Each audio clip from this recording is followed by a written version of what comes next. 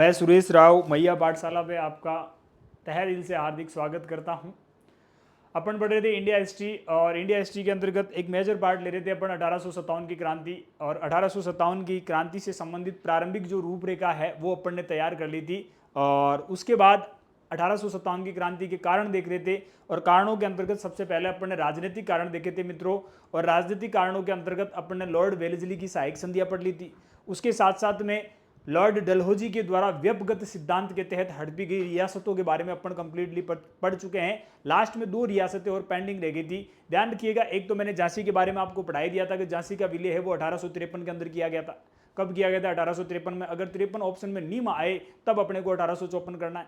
इसके अलावा 1854 के अंदर ही नागपुर का विलय किया गया था। फिर अपने जो प्रश्न पेंडिंग बचता है वो ये बचता है कि अवध का विलय कैसे हुआ था। अगर आपसे प्रश्न पूछ लिया जाए कि जब झांसी का विलय किया गया था तो उस समय झांसी का प्रभारी कौन था, तो ध्यान रखिएगा, जब झांसी का ब्रिटिश भारत में विलय किया गया था तो उस समय झांसी का ब्रिटिश रेजिडेंट कौन था, तो मेजर एलिस था। मेजर एलिस है वो झांसी का क्या था उस समय, ब्रिटिश रेजिडेंट। ये चीज भी याद रखना है आपको।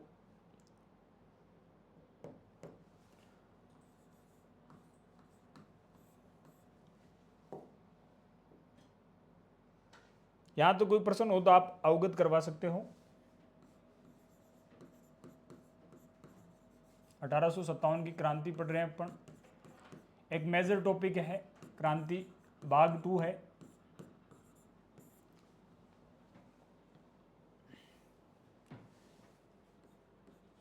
अठारह सौ तिरपन में झांसी के ब्रिटिश भारत में विलय के समय, ब्रिटिश भारत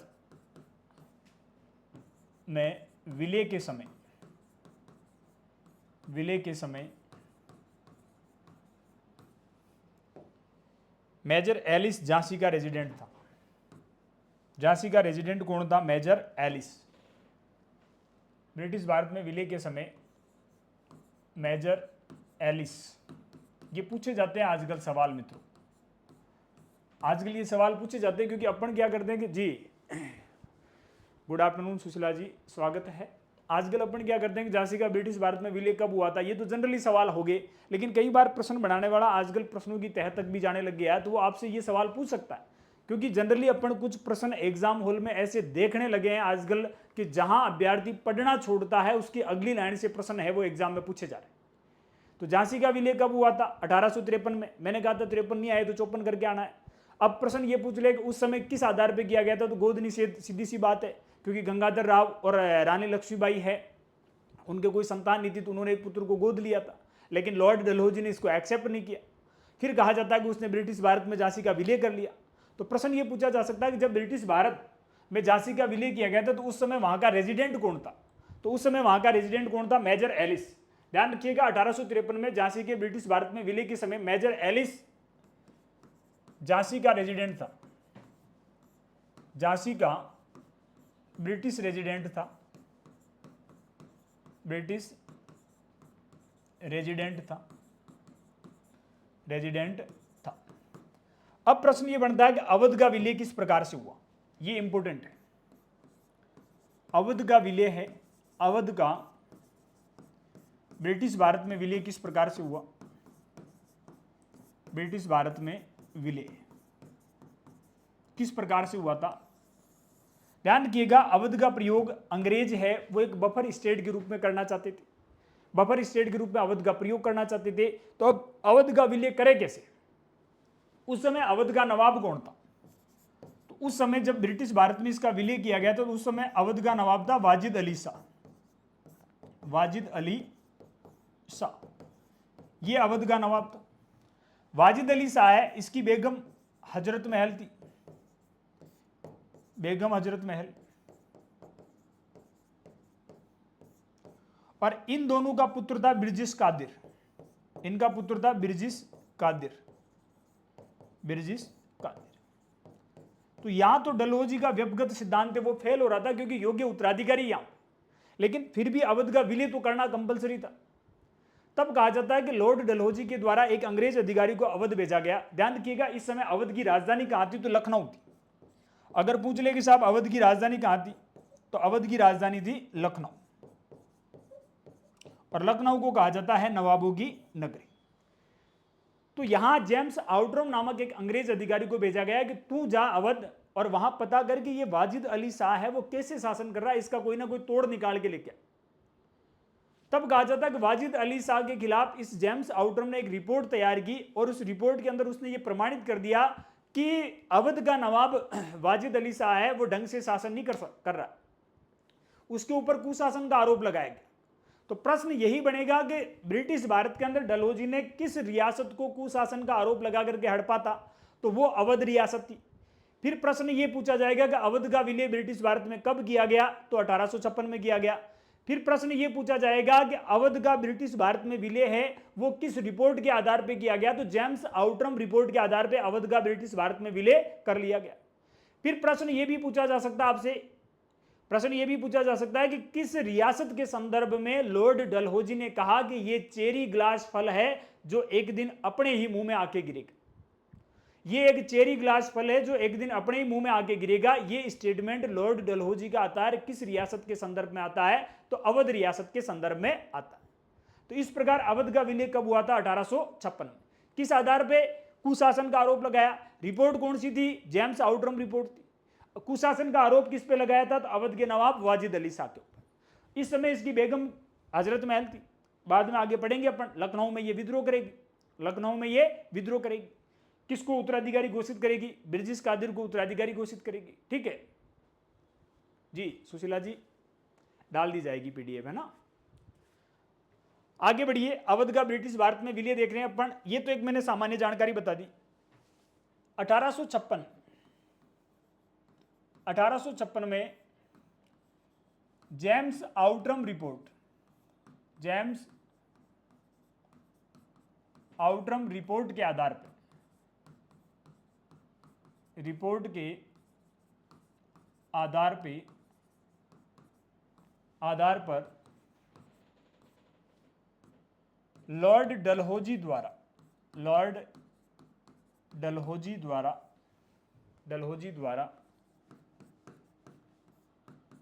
नवाब वाजिद अली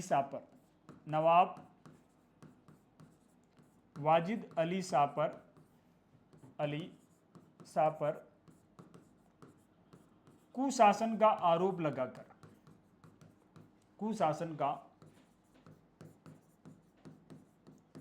आरोप लगाकर,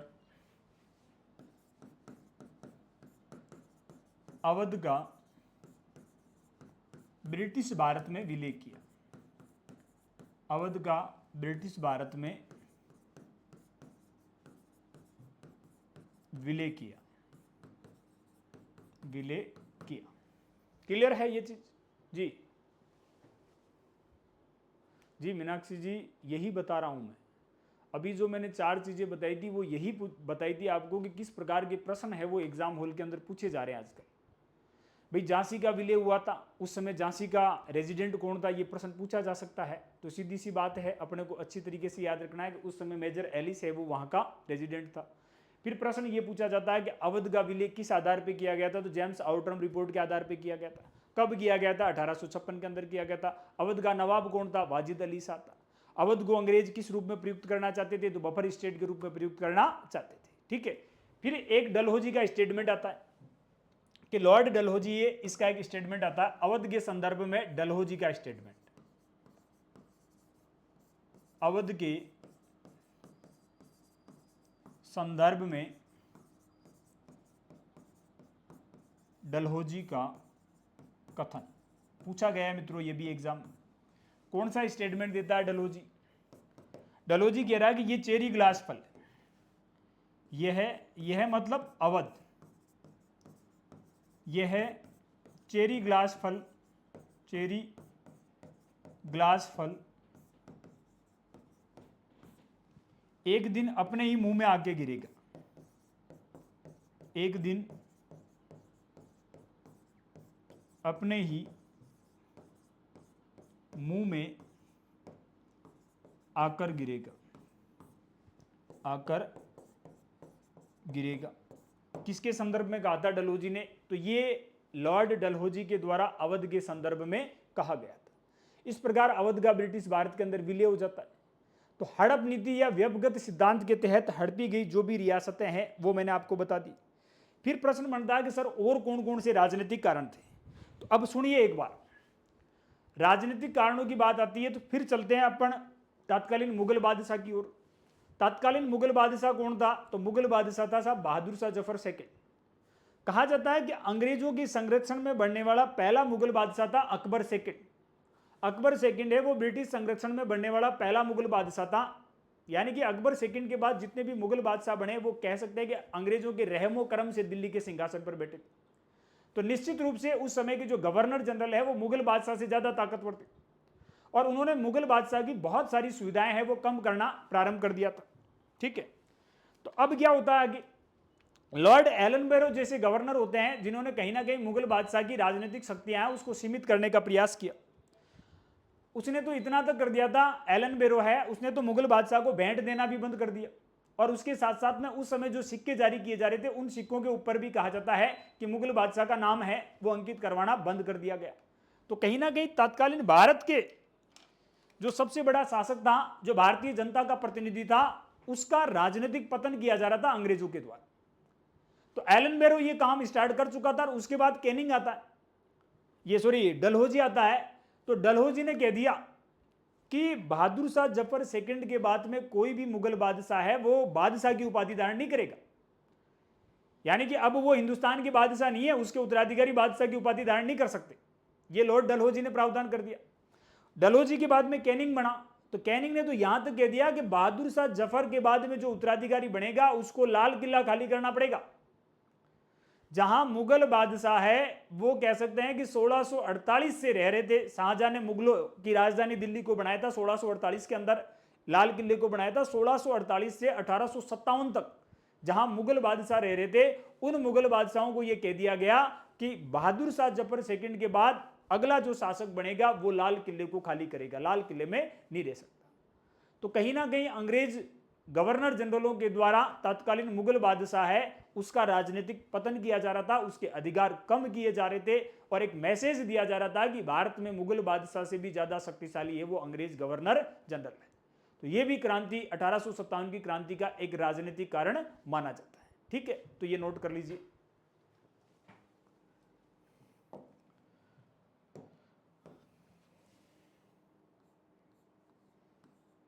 गवर्नर जनरल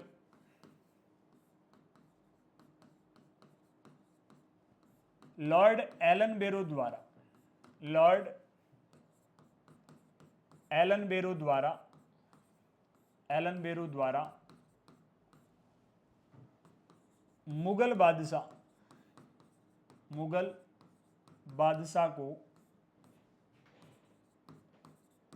भेंट देना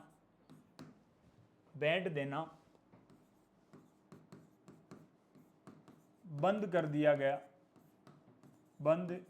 कर दिया गया और सिक्कों पर मुगल बादशाह का नाम, सिक्कों पर मुगल बादशाह का नाम, बादशाह का नाम अंकित करवाना बंद कर दिया, अंकित करवाना बंद कर दिया। उसके बाद कौन बना? तो लॉर्ड डलहौजी। लॉर्ड डलहौजी ने क्या कहा? लॉर्ड डलहौजी ने कहा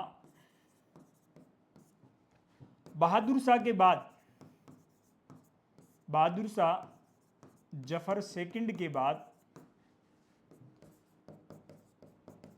बनने वाले शासक, बनने वाले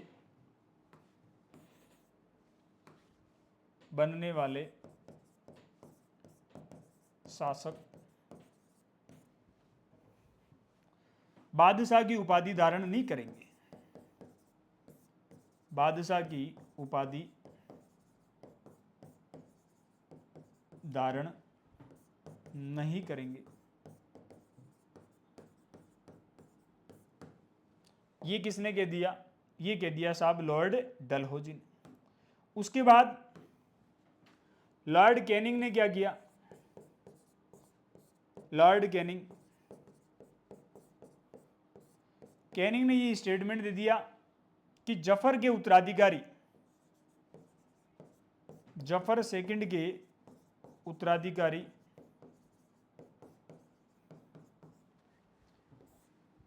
लाल किला खाली करेंगे,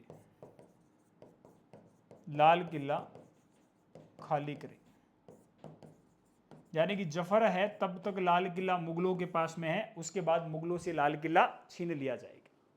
तो ये कहीं ना कहीं 1857 की क्रांति के राजनीतिक कारणों में आते हैं मित्रों, ठीक है। उसके बाद आगे बढ़ेंगे अपन 1857 की क्रांति के अगर सैनिक कारण देख लिए जाए, या फिर यूं कह सकते हैं कि पहले धार्मिक और सामाजिक कारण देख लेते हैं। धार्मिक और सामाजिक कारण है वो देख लेते हैं। ये सारे क्लियर है ना आपके? कोई प्रश्न हो तो बता सकते हो। 1857 की क्रांति के सामाजिक और धार्मिक कारण। 1857 की क्रांति के सामाजिक और धार्मिक कारण,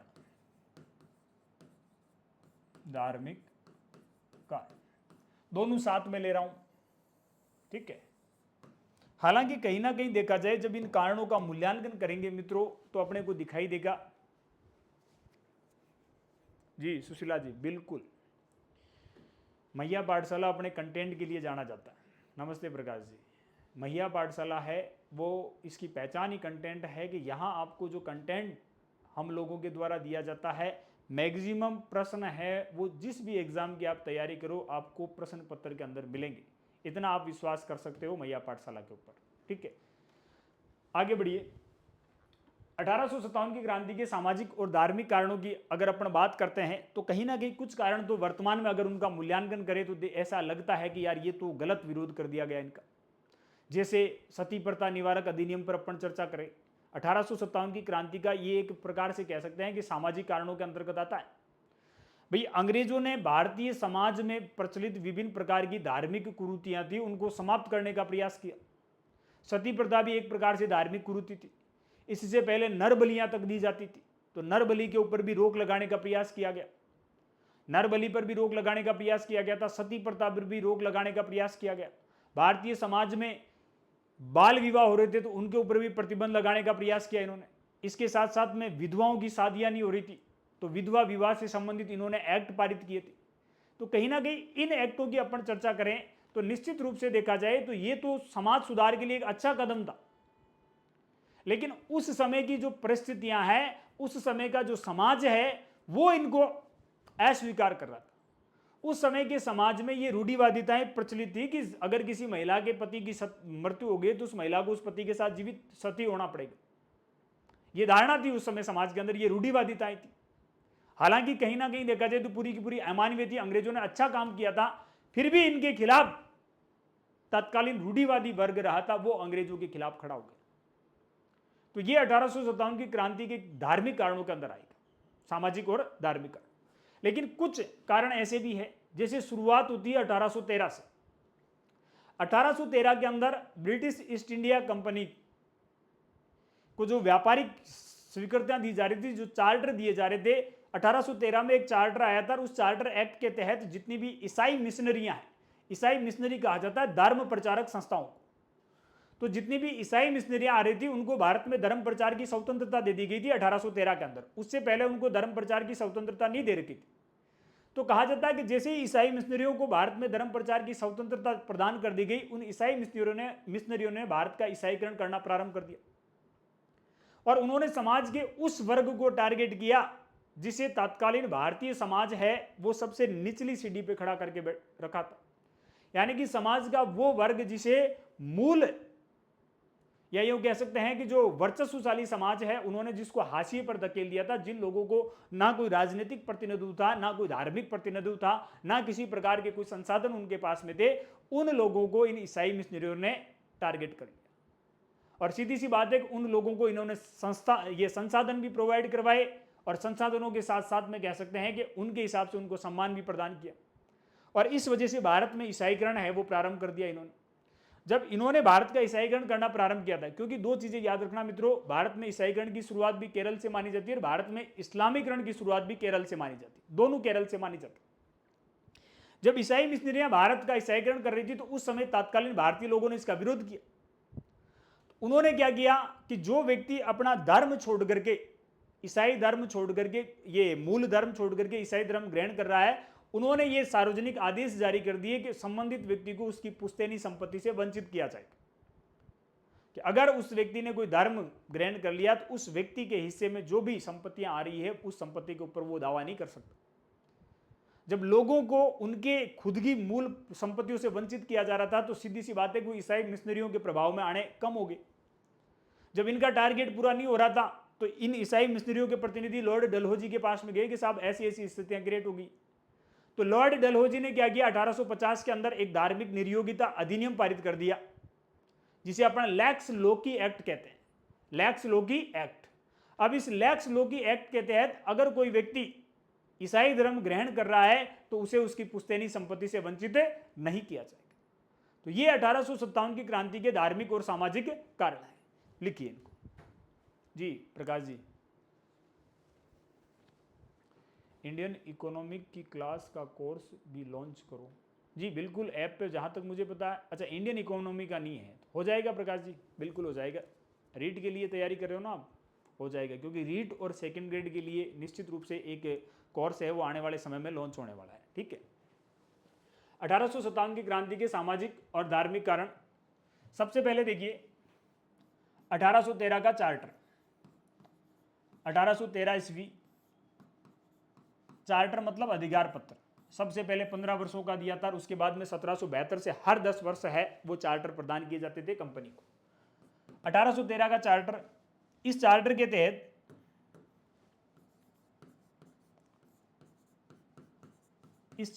तहत ईसाई मिशनरियों को,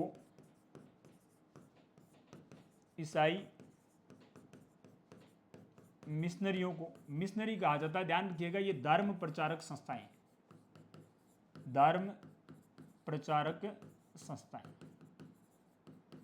ईसाई मिशनरियों को भारत में धर्म प्रचार की स्वतंत्रता, धर्म प्रचार की स्वतंत्रता, प्रचार की स्वतंत्रता प्रदान कर दी गई। ठीक है, स्वतंत्रता प्रदान, धर्म प्रचार की स्वतंत्रता प्रदान। इन्होंने भारत का ईसाईकरण करना प्रारंभ कर दिया। इन्होंने भारत का ईसाईकरण करना प्रारंभ कर दिया, प्रारंभ कर दिया। दूसरा जो एक्ट आता है अपने पास में, सती निवारक अधिनियम, सती प्रथा, सती निवारक अधिनियम सीधा सा लिख सकते हैं अपन। ध्यान रखिएगा, ये जो तथ्य नोट करवाए जा रहे हैं आपको, यहां से लगभग एग्जाम में प्रश्न पूछे जाते हैं। सती निवारक अधिनियम,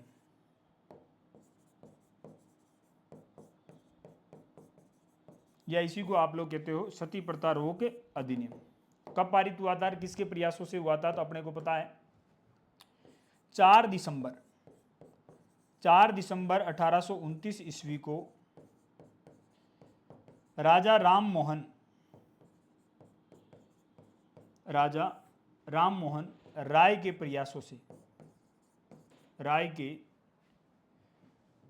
प्रयासों से गवर्नर जनरल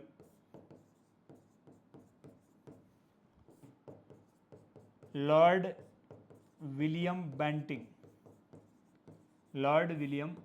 बेंटिंग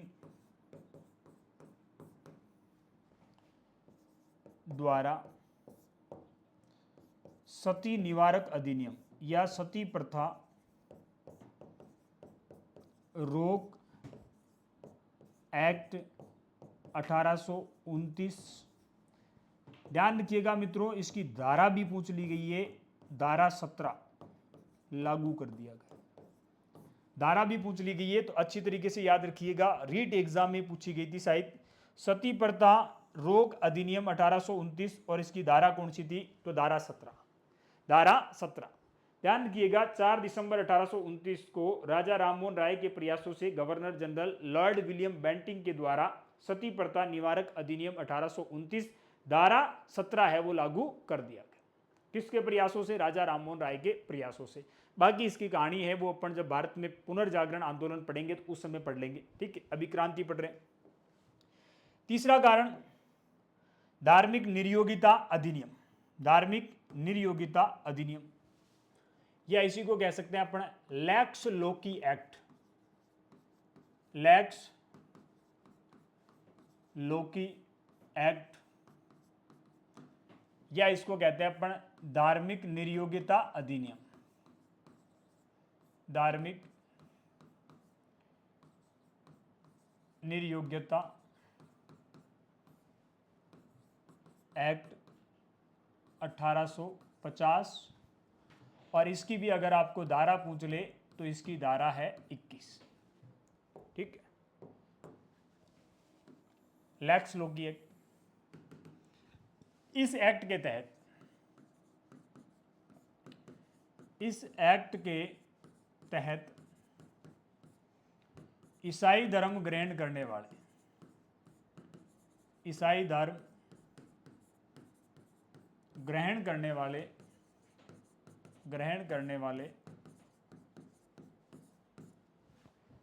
भारतीय को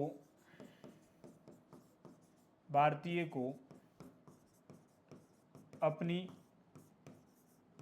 पुश्तैनी संपत्ति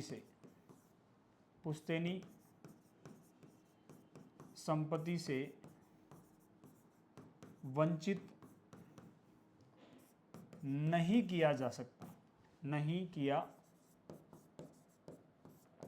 जा सकता। इसके बाद आगे बढ़िए, अगला जो एक्ट आता है विधवा पुनर्विवाह अधिनियम। विधवा पुनर्विवाह एक्ट 1856। 1856 में ईश्वर चंद्र विद्यासागर के प्रयासों से, ईश्वर चंद्र विद्यासागर के प्रयासों से लागू, प्रयासों से लॉर्ड कैनिंग द्वारा लागू, कैनिंग द्वारा लागू। ये वो धार्मिक और सामाजिक कारण है मित्रों, और इन्हीं कारणों की वजह से कहा जाता है कि भारतीय समाज ने अंग्रेजों के खिलाफ शस्त्र उठा ली, ठीक है।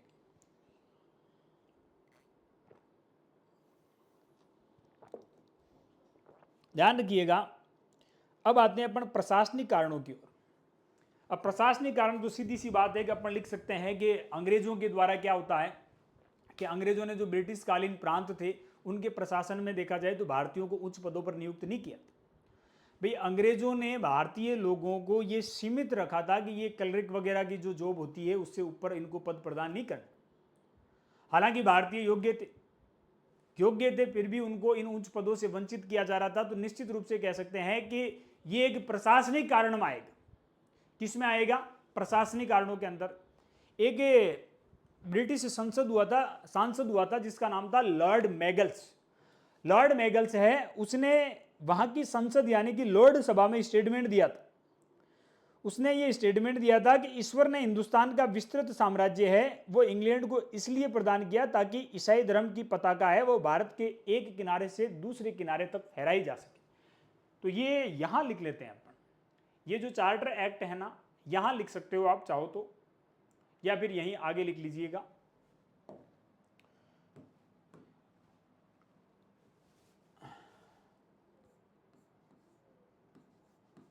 ये आरडी मैगल्स है।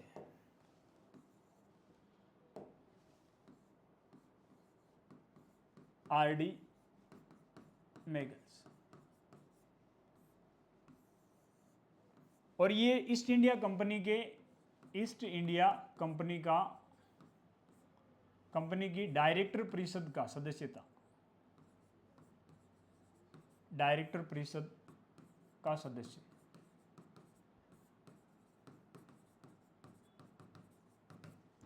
इसका क्या स्टेटमेंट आता है? इसने कहा था, ब्रिटिश संसद में कहा था, ब्रिटिश संसद में कहा, ब्रिटिश संसद में कहा कि भारत का जो विस्तृत साम्राज्य है, भारत का ये जो विस्तृत साम्राज्य है, या यूं कह सकते हैं कि ईश्वर ने हिंदुस्तान का विस्तृत साम्राज्य, ईश्वर ने हिंदुस्तान का विस्तृत साम्राज्य, ईश्वर ने हिंदुस्तान का विस्तृत साम्राज्य इसलिए सौंपा है, इसलिए सौंपा है कि भारत के, इसलिए सौंपा है कि भारत के एक कोने से दूसरे कोने तक ईसाई धर्म की पताका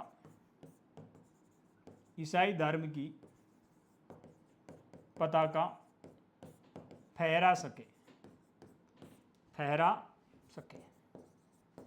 ये स्टेटमेंट थोड़ा याद रखना, अगर आप शिक्षक ग्रेड या आरएस वगैरह की तैयारी कर रहे हो अच्छे लेवल की, तो निश्चित रूप से यहाँ से प्रश्न है वो एग्जाम में पूछा जा सकता है कि ये स्टेटमेंट किस अधिकारी का आया था। तो आरडी मैगल्स के द्वारा ये स्टेटमेंट दिया गया था, और ये शायद उस समय ईस्ट इंडिया कंपनी की डायरेक्टर परिषद है उसका सदस्य था, इसने ब्रिटिश संसद में ये स्टेटमेंट दिया था। ठीक है, फिर आगे बढ़ते हैं। क्रांति के प्रशासनिक कारण। क्रांति के प्रशासनिक कारण। प्रशासनिक कारणों में अपन कौन कौन से देखेंगे, तो एक लाइन लिखवा देता हूं। भारतीय लोगों को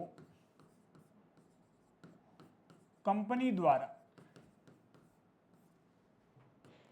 उच्च पदों से वंचित किया जा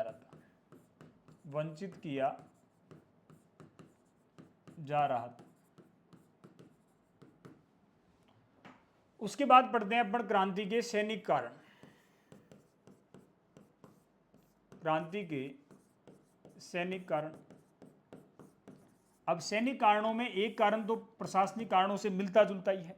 यहां एक लाइन लिखाई है मैंने कि भारतीय लोगों को कंपनी उच्च पदों पर नियुक्त नहीं कर रही थी, उच्च पदों से उनको वंचित कर रही थी। जी, सेकंड ग्रेड और रीट में भी आ सकता है, बिल्कुल आ सकता है। क्यों नहीं आ सकता है? क्यों नहीं आ सकता? वो चेरी ग्लास फल वाला रीट के अंदर पूछा गया सवाल था कि किस रियासत के संदर्भ में। प्रश्न ये भी पूछा गया था कि कुशासन का आरोप लगा करके किस रियासत को हड़पा गया था, तो निश्चित रूप से ये हड़पा गया था अवध गुट। ऐसे सवाल पूछे गए हैं एग्जाम के अंदर। ठीक है, क्रांति के सैनिक कारणों की बात करते हैं तो यहां मैंने एक लाइन लिखाई थी कि भारतीय लोगों को कंपनी उच्च पदों से वंचित कर रही थी। तो सेना में भी ऐसा किया जा रहा था। सेना में भी क्या किया जा रहा था? कंपनी द्वारा सूबेदार से उच्च पद पर, सूबेदार ये वो पद था जहां तक भारतीयों को नियुक्त किया जाता था, इससे ऊपर वाले पद पर किसी भारतीय को नहीं बिठाया जाता था। कंपनी द्वारा सूबेदार से उच्च पदों पर भारतीयों की नियुक्ति नहीं की जाती थी। भारतीयों की नियुक्ति नहीं की जाती थी और भारतीय सैनिकों को न्यूनतम वेतन दिया जाता था। और भारतीय सैनिकों को सैनिकों को न्यूनतम वेतन दिया जाता था, न्यूनतम वेतन दिया जाता था।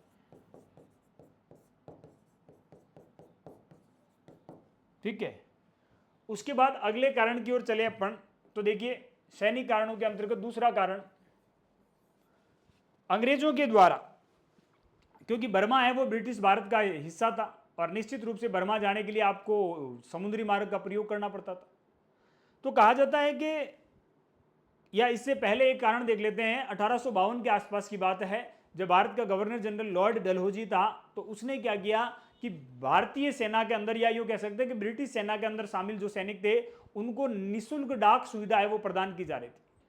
डलहौजी ने क्या किया, उसने निःशुल्क डाक सुविधा है उसके ऊपर लगा दिया प्रतिबंध, कि सैनिकों को प्रदान की जा रही निःशुल्क डाक व्यवस्था के ऊपर लॉर्ड डलहौजी ने रोक लगा दी। उसके बाद भारतीय सैनिकों को बर्मा भेजा जाता था, तो बर्मा समुद्री मार्ग से जाते थे। भारत के लोग हैं वो थोड़े अंधविश्वासी थे, आज भी है अपन अंधविश्वासी। उनका ऐसा मानना था कि समुद्र के ऊपर इंसान नहीं चल सकता, समुद्र पानी के ऊपर चाले ने जन पाप लाग्या करे, पानी पर चाले जन काहे लागे पाप, ये मानसिकता थी। तो इस वजह से कहा जाता है कि भारतीय सैनिक वो बर्मा जाते ही नहीं थे। तब कहा जाता है कि लॉर्ड कैनिंग के द्वारा 1856 में एक सामान्य सेना भर्ती अधिनियम पारित किया गया था। सामान्य सेना भर्ती अधिनियम, उस भर्ती अधिनियम के तहत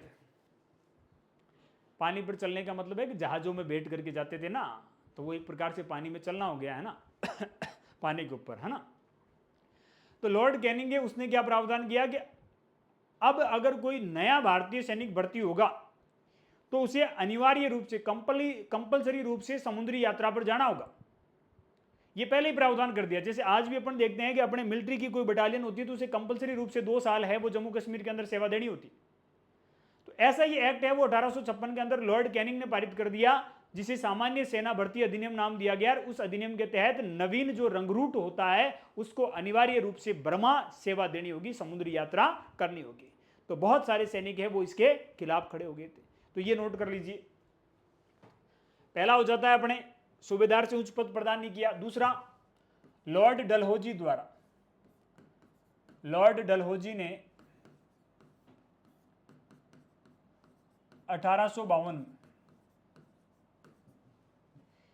सैनिकों को प्रदान निःशुल्क डाक सुविधा, सैनिकों को प्रदान निःशुल्क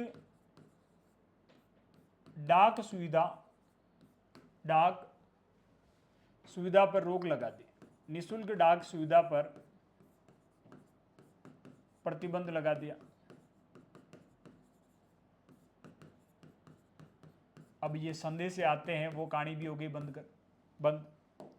उसके बाद 1856 में लॉर्ड कैनिंग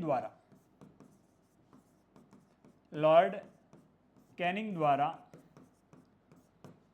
सामान्य सेना भर्ती अधिनियम पारित किया गया। सामान्य सेना भर्ती एक्ट 1856 पारित किया गया,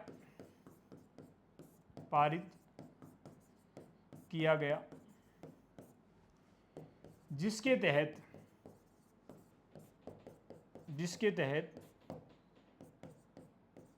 नवीन भर्ती रंगरूट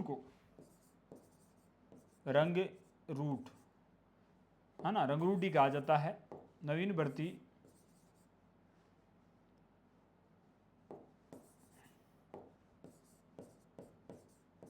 रंगरूट को अनिवार्य रूप से बर्मा सेवा जाना होगा, अनिवार्य रूप से समुद्री यात्रा पर जाना होगा, रूप से समुद्री यात्रा पर जाना होगा। तो ये तो क्रांति के सैनिक कारण हो जाते हैं आपके क्लियर। अब इसके बाद अपन आगे बढ़ते हैं, आर्थिक कारणों की ओर चलते हैं अपन। आर्थिक कारण तो बहुत सारे हैं, क्योंकि कंपनी ने तो लूट के अलावा और कुछ किया ही नहीं था। आर्थिक कारण,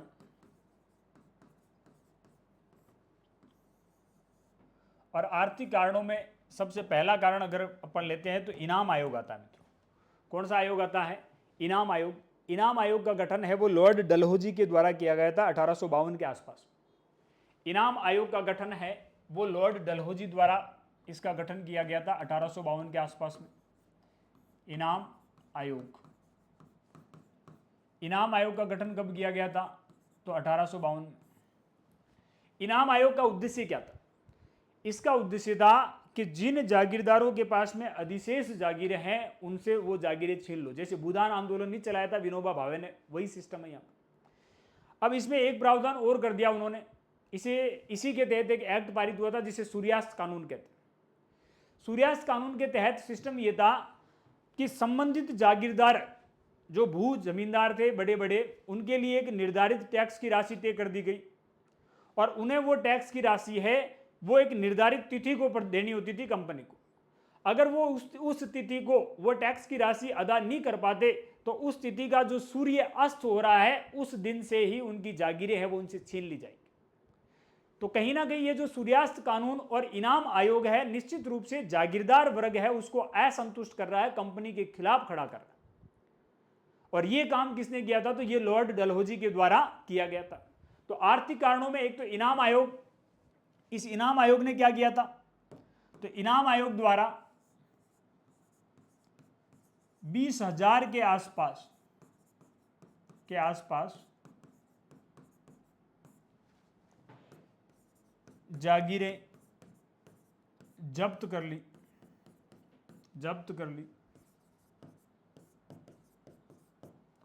उसके बाद आता है अपने सूर्यास्त कानून, यही आएगा सूर्यास्त कानून। सूर्यास्त कानून में क्या प्रावधान था कि निर्धारित तिथि को लगान अदा नहीं करने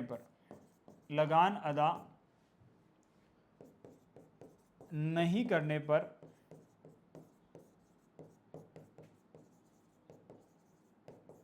संबंधित जागीरदार की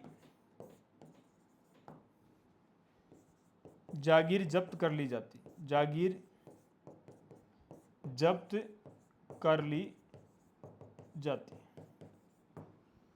और उसके बाद आर्थिक कारणों को अपन सेपरेट पढ़ेंगे, आपके पाठ्यक्रम के अंदर भी दे रखे हैं ब्रिटिश शासन के भारत पर आर्थिक प्रभाव, तो उसको अपन सेपरेट भी पढ़ेंगे अलग। अभी क्रांति के सामान्य कारणों के अंदर जो जो तथ्य है वो लिखवा रहा हूं।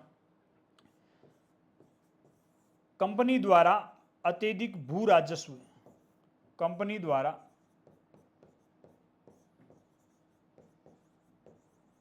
अत्यधिक भू राजस्व वसूलना, भू राजस्व, और इसके साथ में लघु और कुटीर उद्योगों का विनाश, लघु और कुटीर उद्योगों का विनाश। ये वो कारण है जो 1857 की क्रांति के आर्थिक कारणों में इंक्लूड होते हैं। ठीक है, फिर आगे बढ़ते हैं अपन इस क्रांति के तात्कालिक कारण मान लीजिए या वास्तविक कारण, जो कुछ भी दे सकते हैं अपन 1857 की क्रांति का तात्कालिक कारण। और ये एग्जाम में सीधा सा सवाल पूछा गया था, क्रांति का तात्कालिक कारण। और तात्कालिक कारण किसको बताया गया है? तो तात्कालिक कारण है चर्बी लगे कारतूसों का प्रयोग। यही क्रांति का तात्कालिक कारण बताया जाता है। हुआ क्या था, लंदन के अंदर एक कारखाना है जिसका नाम था उस समय वुलविच ऑर्सनेल कारखाना। वुलविच ऑर्सनेल कारखाने के अंदर एक नई राइफल तैयार की गई थी और उस राइफल का नाम था एनफील्ड राइफल। कौन सी राइफल थी? Enfield rifle. हालांकि इस राइफल को 1853 के आसपास में तैयार कर लिया गया था। अंग्रेजों के द्वारा क्रीमिया युद्ध के दौरान मुस्तफा कमाल पाशा के खिलाफ इस राइफल का पहली बार प्रयोग किया गया था 1853 के अंदर। लेकिन भारत में इस राइफल का प्रयोग है वो 1856 में प्रारंभ हुआ था। अब भारत के अंदर क्या होता है कि उस समय जब ये राइफल भारत आई थी तो उस समय भारतीय सैनिकों के पास में एक राइफल थी जिसका नाम था ब्राउन बेस। तो कहा जाता है कि भारतीय सैनिकों को ब्राउन बेस राइफल की जगह लंदन के वुलविच आर्सेनल कारखाने में तैयार नई एनफील्ड राइफल है वो सौंपी गई। और इस राइफल के अंदर जो कारतूस लगता है मित्रों, उस कारतूस की ये जो नोक है, उस नोक के ऊपर कोई चिकनाई युक्त पदार्थ लगाया जाता था और कहते हैं कि राइफल में लोड करने से पहले इसको दांतों से काटना होता था, इसको दांतों से काटना होता था। सैनिकों के अंदर ये दमदम जो चौकी, ये अपने छावनी थी, वहां पे किसी सैनिक ने ये अफवाह फैला दी। हालांकि वो घटना थोड़ी बड़ी है और कहानी है तो एग्जाम में नहीं पूछी जाएगी। वहां ये अफवाह फैला दी जाती है कि ये जो चर्बी लगे हुए, ये जो कारतूस चिकनाई युक्त इसका जो मुंह है, इस मुंह के ऊपर गाय या सूअर की चर्बी लगी हुई है। अब गाय या सूअर की चर्बी अगर यहां लगी हुई है तो भारतीय सैनिक, तो अपने को पता है कि उस समय जो ब्रिटिश सेना थी, उस ब्रिटिश सेना के अंदर दो वर्गों के सैनिक सबसे ज्यादा थे। एक था ब्राह्मण वर्ग और दूसरा था आपके मुस्लिम वर्ग। अब मुस्लिम समाज के लोग हैं वो सूअर के मांस को कभी भी हाथ नहीं लगाते, तो यहां तो मुंह लगाना पड़ रहा था। और हिंदू यानी कि ब्राह्मण है वो कभी भी गाय के मांस को हाथ नहीं लगाते। तो ये अफवाह फैला दी गई कि ये जो चिकनाई युक्त पदार्थ है वो गाय या सूअर की चर्बी युक्त है। तो सैनिकों ने इस राइफल का प्रयोग करने से कर दिया मना। ब्रिटिश सरकार ने जबरदस्ती सैनिकों को प्रेशर डाला कि आपको इस राइफल का प्रयोग करना है। तो कहा जाता है कि बैरकपुर नाम से एक छावनी पड़ती है पश्चिम बंगाल के अंदर, और वहां का एक सैनिक था मंगल पांडे। मंगल पांडे ने कहा भैया मैं तो काम में नहीं लूंगा, अगर तुम लोगों ने जबरदस्ती की ना तो मैं तुम्हें यहीं सल्टा दूंगा। और मंगल पांडे ने चर्बी लगे कारतूसों के प्रयोग से मना कर दिया और लेफ्टिनेंट बाग और जनरल हायूसन की गोली मार के कर दी हत्या। ये चर्बी लगे कारतूसों का प्रयोग ही 1857 की क्रांति का तात्कालिक कारण माना जाता है। ठीक है, नोट कीजिए इन तथ्यों को। क्रांति का तात्कालिक कारण किसको माना जाता है? तो चर्बी लगे कारतूसों का प्रयोग। हालांकि ये सत्य है मित्रों, ये अफवाह नहीं थी, सत्य है। चर्बी लगे कारतूसों का प्रयोग, कारतूसों का प्रयोग जनरली अपने को ये पढ़ाया गया कि ये अफवाह है, बाकी ये अफवाह नहीं है, क्योंकि बाद में एक कमेटी का गठन किया गया था और हुम और के की नाम से दो अधिकारी थे, उनके नेतृत्व में कमेटी का गठन किया गया था। उस कमेटी ने ये तथ्य लिखा है स्पष्ट रूप से कि बिल्कुल इनफील्ड राइफल के अंदर प्रयुक्त होने वाला जो कारतूस था उसकी नोक के ऊपर गाय या सूअर की चर्बी चढ़ाई जाती थी। तो ये अफवाह नहीं है, ये तो किताबें लिखने वालों ने इसको अफवाह नाम दे दिया, क्योंकि इतिहास है वो कई बार अपन पढ़ते हैं कि लिखवाने वाले पे डिपेंड करता है वो कैसे लिखवाता। कई बार ये पढ़ते हैं कि कुछ इतिहास है वो तलवार, गर्दन पे तलवार रख करके इतिहास लिखाया गया था। अब उस समय अंग्रेजों की सत्ता थी, तो सीधी सी बात है कि जिन लोगों ने अंग्रेजों के खिलाफ लिखने का प्रयास किया उनको लिखने नहीं दिया गया था। ठीक है, तो ये सत्य बात है, अंग्रेजों ने खुद ने एक्सेप्ट किया था कि बिल्कुल उसमें चर्बी लगे कारतूसों का प्रयोग होता था, ये अफवाह नहीं थी। अब आगे बढ़िए, लिखिए लंदन के वुलविच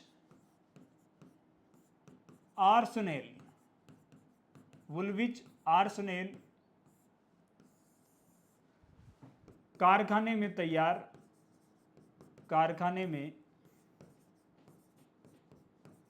तैयार एनफील्ड राइफल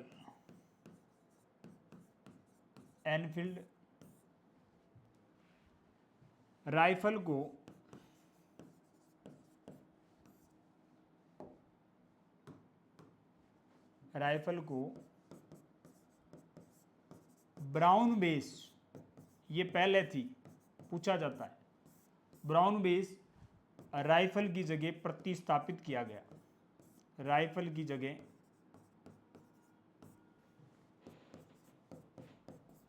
प्रतिस्थापित मतलब सैनिकों को दिया गया, प्रतिस्थापित किया गया।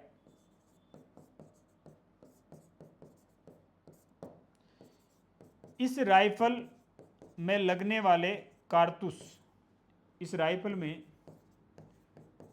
लगने वाले कारतूस के मुंह पर चिकनाई युक्त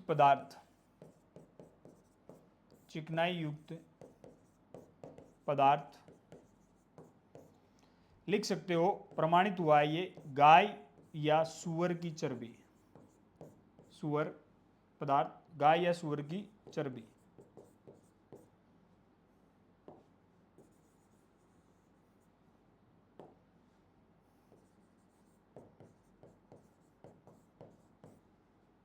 पदार्थ लगा था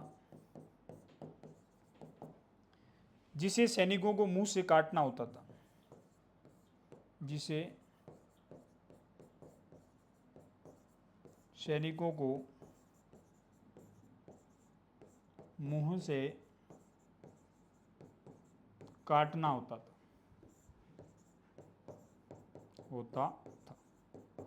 इसी का सैनिकों ने विरोध किया, इसी का विरोध। अब ये जो एनफील्ड राइफल है, ध्यान रखिएगा, एनफील्ड राइफल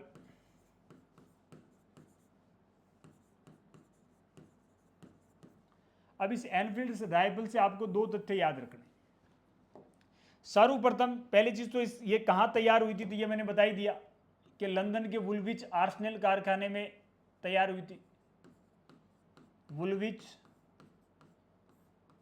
आर्सेनल कारखाने में तैयार, और ये कहाँ है, लंदन।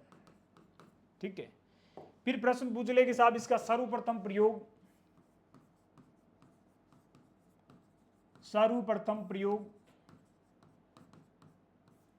1853 में क्रीमिया युद्ध में हुआ, क्रीमिया युद्ध में। अब पूछ ले कि भारत में सबसे पहले इसका प्रयोग, तो भारत में सर्वप्रथम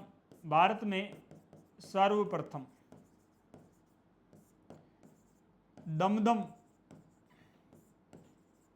के सैनिकों ने प्रयोग से मना किया, प्रयोग से मना कर दिया। दमदम नामक स्थान कहाँ पड़ता है, तो अपने को पता है कि दमदम हवाई अड्डा है, वो पश्चिम बंगाल में पड़ता है, पश्चिम बंगाल के अंदर। और यहाँ के सैनिकों ने मना कर दिया कि ना भाई, हम काम में नहीं लेंगे क्योंकि इसमें गाय या सूअर की चर्बी लगी हुई है। अब गाय या सूअर की चर्बी लगी हुई है तो सीधी सी बात है कि उन्होंने मना कर दिया कि हम इसको काम में नहीं लेंगे। उसके बाद प्रश्न ये बनता है कि फिर यो कह सकते हैं कि पहली चीज तो ध्यान रखना कि भारतीय सेना में इसको शामिल कब किया गया था, तो 1856 में शामिल किया गया था। दिसंबर 1856 के आसपास में ये भारतीय सेना के सैनिकों को प्रदान कर दी गई थी, और इन्होंने जनवरी 1857 के आसपास में इसका प्रयोग है वो प्रारंभ कर दिया था। आर.सी. मजूमदार जी हुए हैं, उन्होंने कहा था कि चर्बी लगे कारतूसों की कहानी ने चिंगारी का काम किया, और इससे जो धमाका हुआ उससे अंग्रेजी राज की जड़ें हैं वो हिल गई।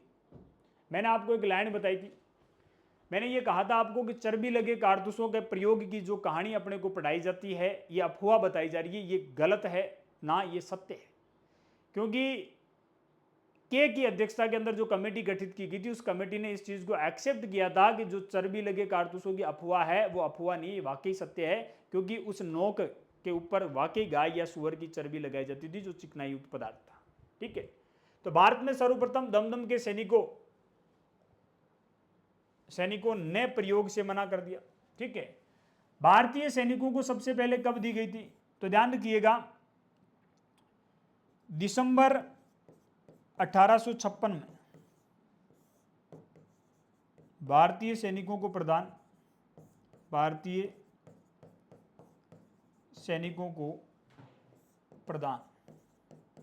ठीक है। अब भारत के अंदर इसके उत्पादन केंद्र कहां थे, एनफील्ड राइफल है भारत में उत्पादन केंद्र, भारत में इसके उत्पादन केंद्र कहां थे, उत्पादन केंद्र, तो 3 उत्पादन केंद्र थे। एक तो कहां था, तो ये दमदम, दूसरा कहां था, तो दूसरा था सियालकोट, दमदम कहाँ पड़ता है, तो अपने को पता है कि साहब पश्चिम बंगाल के अंदर पड़ता है। उसके बाद सियालकोट पूछ ले तो सियालकोट पड़ता है पाकिस्तान के अंदर। उसके बाद तीसरा अंबाला, तीसरा कहाँ था, अंबाला, और अंबाला कहाँ पड़ता है, हरियाणा। ये वो स्थान थे जहां ये एनफील्ड राइफल है वो तैयार की जाती थी। अंबाला, दमदम और सियालकोट है, ये वो स्थान है जिन स्थानों के ऊपर ये राइफल है वो तैयार की जाती थी। उसके बाद स्टेटमेंट लिख के लेना, विलियम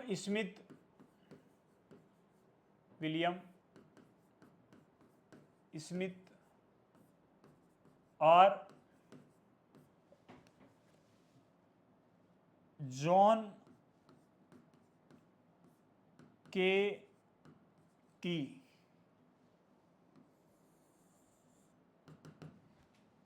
की अध्यक्षता में गठित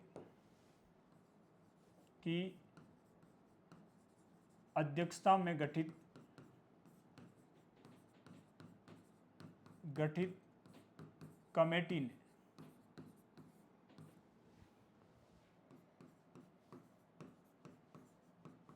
चर्बी लगे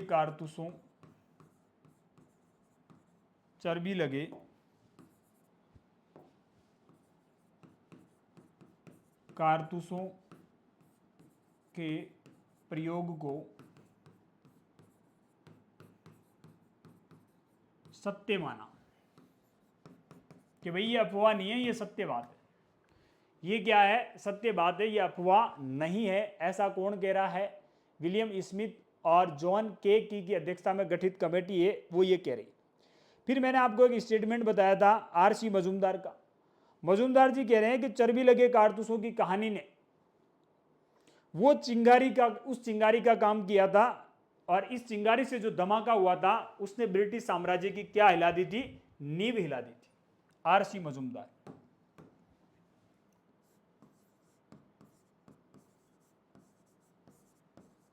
आरसी मजूमदार रमेश चंद मजूमदार है।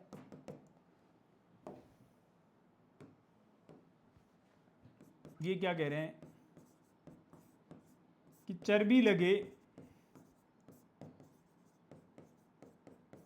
कारतूसों की कहानी ने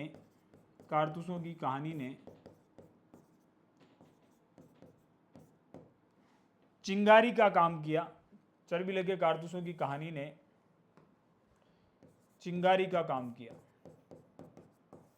चिंगारी का काम किया। इससे जो धमाका हुआ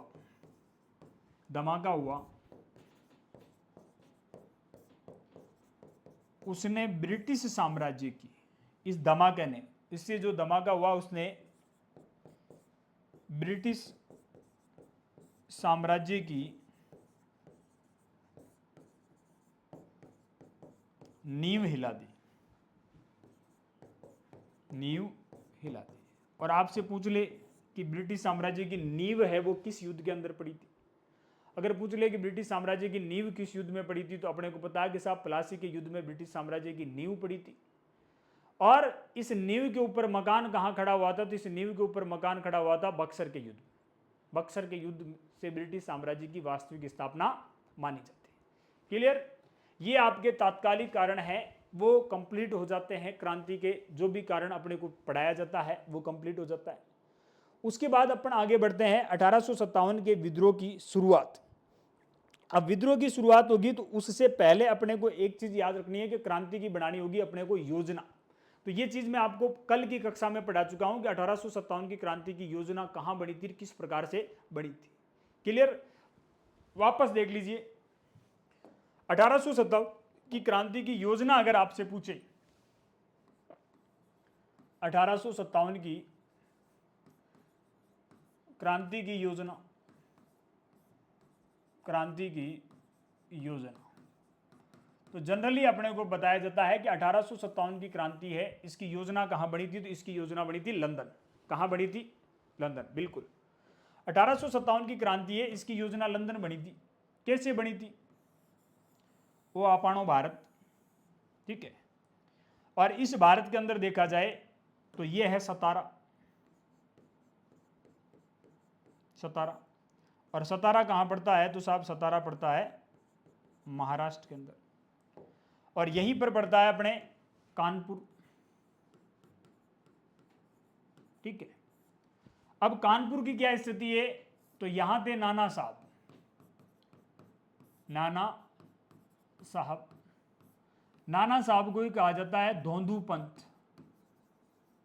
धोंधू पंथ कहा जाता है। ये जो सतारा है मित्रों, इस सतारा का ब्रिटिश भारत के अंदर विलय हो गया था। सतारा का 1848 के अंदर ब्रिटिश भारत में विलय, सतारा है, इसको 1848 के अंदर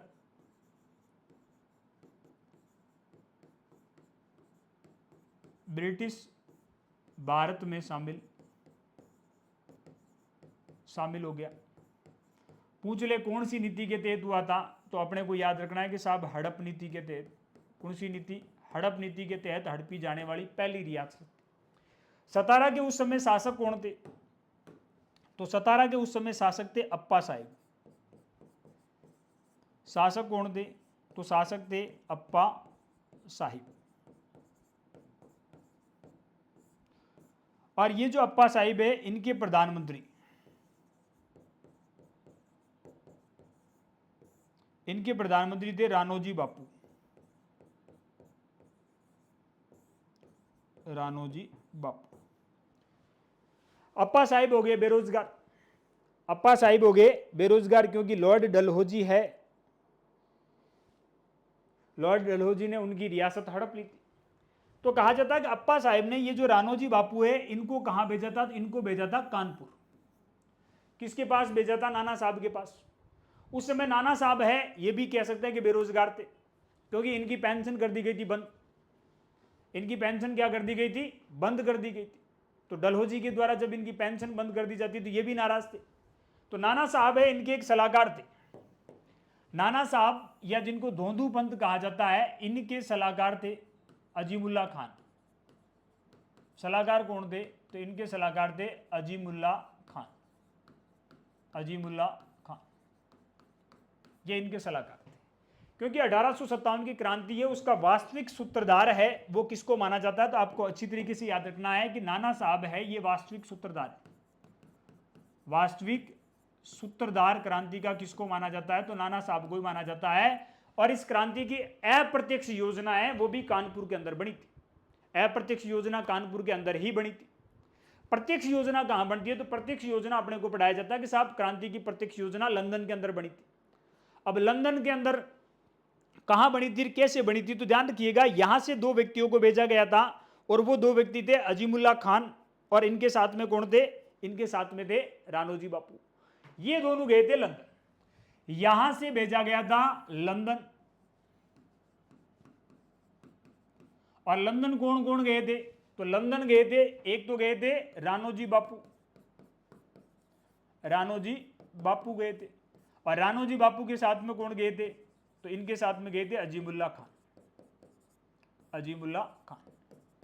अब यहां इन्होंने तय किया कि यार क्यों ना डलहौजी के खिलाफ कोई ऐसी योजनाएं बनाई जाए कि कैसे ही करके डलहौजी जो नीतियां अपना रहा है वो नीतियों को त्याग दे, ऐसी नीतियां ना बनाए जिसकी वजह से भारत के शासकों का राजनीतिक पतन हो। लेकिन वहां इनकी सुनने वाला कौन था? क्योंकि डलहौजी को तो भेजा ही इसीलिए गया था, डलहौजी को भारत इसीलिए भेजा गया था कि आप, डलहौजी को यह कह के भेजा गया था कि तुझे कुछ ऐसी नीतियां बनानी है ताकि जितना ज्यादा हो सके ब्रिटिश साम्राज्य का क्षेत्र बढ़ सके। और वो ये काम कर रहा था यहाँ। तो यहां इनकी सुनी नहीं गई, तो यहां तय कर लिया गया कि अब अंग्रेजों के खिलाफ सशस्त्र क्रांति करेंगे। और इसीलिए अपने को पढ़ाया जाता है कि ये जो क्रांति है इसकी योजना अगर आपसे पूछ ले कि क्रांति की प्रत्यक्ष रूप से योजना कहां बनाई गई थी, तो जो लोगों को दिखाई दे रही है वो तो लंदन में है। और अगर पूछ ले कि इस क्रांति की अप्रत्यक्ष योजना कहां बनी थी, तो क्रांति की अप्रत्यक्ष योजना है वो कहां बनी थी? कानपुर में। क्रांति का वास्तविक सूत्रधार अगर आपसे पूछ ले तो क्रांति के वास्तविक सूत्रधार कौन हो गए थे? नाना साहब या धोंधू। और यहां यह डिसाइड कर लिया गया कि 31 मई 1857 को अंग्रेजों के खिलाफ सशस्त्र क्रांति करेंगे। और प्रतीक बता दिया गया कमल का फूल और चपाती। तय तारीख को 1857 की क्रांति प्रारंभ होनी थी, लेकिन उससे पहले ही अंग्रेजों को इस क्रांति के बारे में पता चल गया। और कैसे पता चला, तो वो अब अपन आगे पढ़ते हैं। ठीक है, योजना आपके कंसेप्ट क्लियर है, पिछली कक्षा में भी पढ़ा दिया, बाकी मैंने यहां वापस आपको समझा दिया। अब पढ़ेंगे अपन क्रांति का प्रसार या क्रांति से पूर्व जो विद्रोह हुआ था वो 1857 ईस्वी की क्रांति का प्रसार। ध्यान रखिएगा, क्रांति की वैसे देखा जाए ना तो क्रांति की शुरुआत बैरकपुर से मान लेते हैं अपन, लेकिन क्रांति की वास्तविक शुरुआत है वो मेरठ से मानी जाती। 10 मई 1857 को 1857 की क्रांति प्रारंभ हुई थी, लेकिन इससे ठीक पहले बैरकपुर के अंदर एक बड़ा विद्रोह हुआ था। वो क्या था समझिए। 1857 की क्रांति का प्रसार, और सबसे पहले क्या पढ़ेंगे अपन, बैरकपुर का सैनिक विद्रोह। कहां का? बैरकपुर कहां पड़ता है? पश्चिम बंगाल। यहां का सैनिक विद्रोह। अरे सैनिक ही थे भाई क्रांति के अंदर, तो मैंने कल ही कहा था, क्योंकि पढ़ा लिखा जो अपने जैसे होशियार आदमी बन के बैठे थे, समाज का मध्यम वर्ग है, उसने तो क्रांति के अंदर भाग ही नहीं लिया था, तटस्थ रहे थे, है ना, कि अपने को कोई लेना देना नहीं है। देखिए, सारी क्रांति को एक बार समझने का प्रयास करते हैं अपन। बैरकपुर पश्चिम बंगाल के अंदर पड़ता है, ये बैरकपुर, और बैरकपुर पश्चिम बंगाल में। ठीक है, इधर यहां दिल्ली मुगल बादशाह बैठा था, और यहां पड़ जाएगा अपने मेरठ यूपी के अंदर। बैरकपुर नामक छावनी है, यहां पे कौन सी रेजिमेंट थी, तो अपने को याद रखना है कि 34वीं एनआई रेजिमेंट। 34वीं एनआई मतलब नेटिव इन्फेंट्री रेजिमेंट थी, और इस रेजिमेंट के सैनिक मंगल पांडे। कौन था? मंगल पांडे। और इस मंगल पांडे का सहयोगी कौन था? तो इनका सहयोगी था ईश्वर पांडे। इन दोनों का संबंध कहां से है, तो ध्यान रखिएगा, ये दोनों के दोनों गाजीपुर उत्तर प्रदेश के थे, गाजीपुर यूपी के थे, यहीं के मूल निवासी थे। यहां होता क्या है, तो यहां इन लोगों को दिया जाता है इनफील्ड राइफल दे दी जाती है, और फिर इनको कहते हैं कि आप इस राइफल का प्रयोग करो। मंगल पांडे और ईश्वर पांडे दोनों ब्राह्मण आदमी, ये सुना दिया गया कि इसके ऊपर गाय या सूअर की चर्बी लगी हुई तो ब्राह्मण मर जाएगा, लेकिन कभी भी गाय या सूअर की चर्बी के तो कतई हाथ नहीं लगाएगा, यहां तो मुंह लगाना पड़ रहा था। इन्होंने मना कर दिया कि ना भाई, जोर जबरदस्ती मत करो, मैं आ राइफल है वो काम में कौन लिया। ठीक है, जबरदस्ती की गई तो मंगल पांडे को गुस्सा आ गया, और उसने आव देखा ना ताव, और उस समय 2 अंग्रेज अधिकारियों को यहीं सल्टा दिया। कौन कौन थे 2 अंग्रेज अधिकारी? एक था लेफ्टिनेंट बाग और एक था हयूसन। इन दोनों की कर देते हैं ये हत्या। और ये घटना कब होती थी? ये घटना होती है 29 मार्च 1857 को। 29 मार्च 1857 को बैरकपुर में सैनिक विद्रोह हो जाता है, 2 अंग्रेज अधिकारियों की हत्या हो जाती है यहाँ पे। अब अपने को पता है कि उस समय बहुत सारे लोग हैं वो अंग्रेज भक्त थे, चाहे वो सेना में भी हो और या फिर बाहर भी हो। मंगल पांडे और ईश्वर पांडे, इन दोनों को गिरफ्तार कर लिया गया। मंगल पांडे और ईश्वर पांडे को गिरफ्तार करके 8 अप्रैल 1857 को बैरकपुर छावनी के अंदर इनको फांसी पर लटका दिया गया। ये 1857 की क्रांति के पहले और दूसरे शहीद थे। अब प्रश्न ये बनता है कि सर, बैरकपुर के अंदर जो चिंगारी फूटी थी, उस चिंगारी का इस मेरठ से क्या लेना देना है? यहां क्या संपर्क रहा था? तो यहां की कड़ी देखिए, ये जो मंगल पांडे और ईश्वर पांडे है, इन दोनों का संबंध कहां से है? तो ध्यान रखिएगा, इन दोनों का संबंध है वो अवध से था। कहां से था? अवध से। और अवध के अंदर ही मेरठ पड़ता था। अवध को अंग्रेजों ने चीफ कमिश्नरी क्षेत्र बना दिया था, हेनरी लॉरेंस को यहां का बना दिया था कमिश्नर, जब 1856 में उन्होंने ब्रिटिश भारत में इसको शामिल कर लिया था। तो मंगल पांडे और ईश्वर पांडे का संबंध भी तो यहीं से है, और इन लोगों को अंग्रेजों ने फांसी पर चढ़ा दिया। तो उस समय कहा जाता है कि मेरठ के अंदर छावनी के कुछ सैनिक है वो बाजारों में गए थे, वो बाजार के अंदर गए थे, 20 एनआई रेजिमेंट के सैनिक थे यहाँ पे। कौन सी रेजिमेंट के थे? 20 एनआई रेजिमेंट के सैनिक थे मेरठ के अंदर। और ये बाजार के अंदर कुछ खरीदारी वगैरह करने के लिए गए। तो जैसे ही वहां सैनिक बाजार के अंदर गए थे तो महिलाओं ने चूड़ियां निकाल निकाल करके ऐसे सैनिकों की ओर फेंक दी कि शर्म बायरा, शर्म आनी चाहे थाने, ये चूड़ियां पहन और बैठ जाओ। 20 एनआई रेजिमेंट के सैनिकों के आगे महिलाओं ने चूड़ियां काट काट ये निकाल निकाल के फेंक दी कि ये चूड़ियां पहन लो और घर में बैठ जाओ। शर्म आनी चाहिए तुम लोगों को, तुम्हारे लोगों को अंग्रेज फांसी पर लटका रहे हैं, तुम यहां अंग्रेजों की स्वामी भक्ति में लगे हो। और जब महिलाओं के द्वारा लीगल बात की जा रही है यहाँ पे, तो कहीं ना कहीं सैनिक है 20 एनआई रेजिमेंट के सैनिक और उनका नेता बख्तावर सिंह, ये सॉरी बखत खान, बख्त खान जिसे खान बहादुर खान की बहादुर शाह ने उपाधि दी थी, उसे जोश आ गया और उसने सैनिकों को समझाया कि यार ऐसे काम नहीं चलेगा, ये अंग्रेज तो अपने आदमियों को क्या कर रहे हैं, फांसी पर चढ़ा रहे हैं। तो उन्होंने क्या किया, 10 मई 1857 को अंग्रेजों के खिलाफ शस्त्र उठा लिए थे। भारत में 1857 की क्रांति की शुरुआत कहां से मानी जाती है? तो मेरठ से मानी जाती है। वास्तविक शुरुआत कब से मानी जाती है? तो 10 मई 1857 को। ये मेरठ से शुरुआत का कनेक्शन यही है मित्रों, क्योंकि मंगल पांडे और ईश्वर पांडे है, इनका संबंध कहां से है? इनका संबंध मेरठ से। ठीक है, तो लिखिए 1857 की क्रांति का प्रसार बैरकपुर पश्चिम बंगाल में सैनिक विद्रोह हो रहा है। क्यों हो रहा है, कैसे हो रहा है, ये मैंने आपको बता दिया। तो लिखिए बैरकपुर में विद्रोह,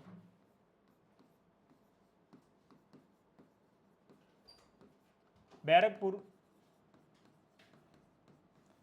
छावनी में सैनिक विद्रोह।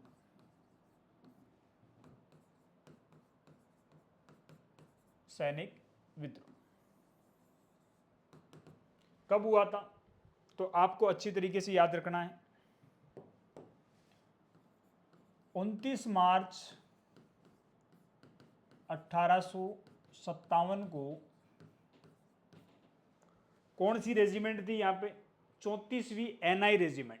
कौन सी रेजिमेंट थी? तो आपको अच्छी तरीके से याद रखना है कि साहब 34वीं एनआई रेजिमेंट थी।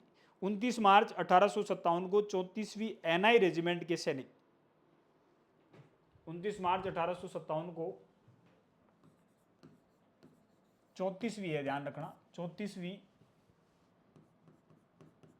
एनआई रेजिमेंट के सैनिक, एनआई रेजिमेंट के सैनिक मंगल पांडे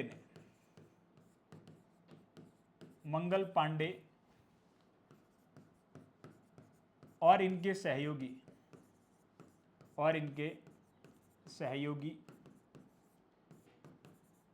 ईश्वर पांडे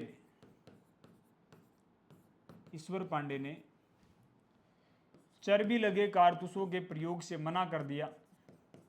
चर्बी लगे कारतूसों के प्रयोग से मना कर दिया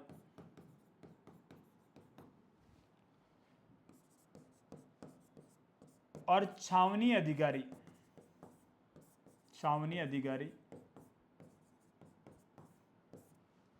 लेफ्टिनेंट बाग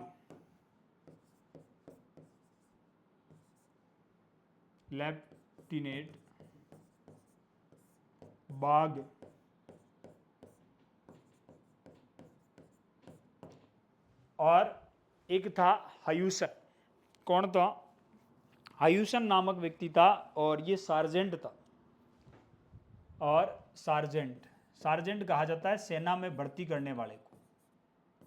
सार्जेंट किसको कहा जाता है? तो सार्जेंट जो सैन्य भर्ती करता है उसको सार्जेंट कहा था। लेफ्टिनेंट बाग और सार्जेंट हयूसन की हत्या कर दी, क्लियर है? अब सीधी सी बात है कि दो अंग्रेज अधिकारियों की आप हत्या कर रहे हो तो फिर इसका अंजाम क्या होगा कि आपको पकड़ के फांसी दे दी जाएगी। मंगल पांडे और ईश्वर पांडे है, इन दोनों को दे दी गई थी फांसी। कब दी गई थी? तो ध्यान रखिएगा 8 अप्रैल 1857 को मंगल पांडे और ईश्वर पांडे को दे दी गई थी फांसी। अगर पूछ ले इस समय बैरकपुर का कमांडिंग ऑफिसर कौन था, यह सवाल आजकल पूछे जा रहे हैं मित्रों।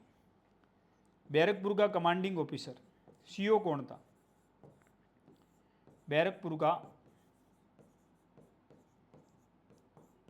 Commanding officer. ये कौन था उस समय? तो याद रखिएगा जॉन बिनेट हियर्से। कौन था?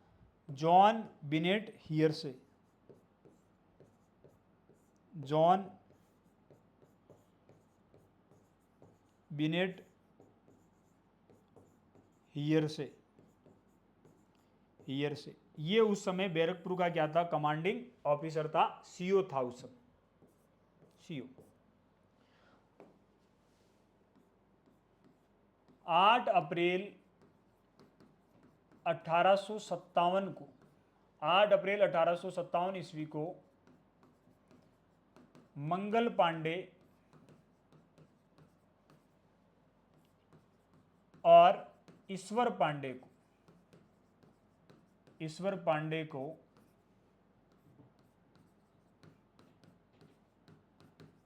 बैरकपुर छावनी में फांसी दी गई।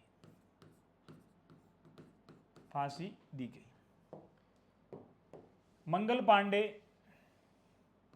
क्रांति के प्रथम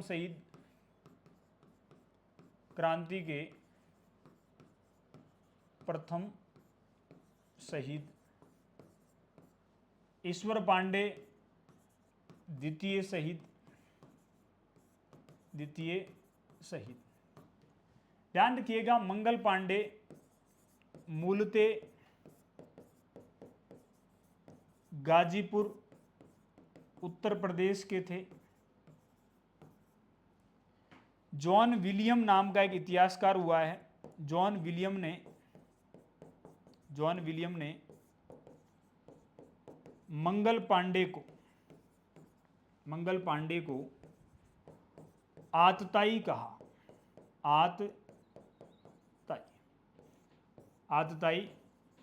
कहा था। ठीक है, ये आपके बैरकपुर का प्रकरण है वो कंप्लीट हो जाता है। कल की जो कक्षा रहेगी मित्रों, अगली कक्षा के अंदर अपन पढ़ेंगे 1857 की क्रांति की वास्तविक शुरुआत। यहाँ तो कोई समस्या हो तो आप बेझिझक अवगत करवा सकते हो। धन्यवाद, बने रहिए मैया पाठशाला के साथ।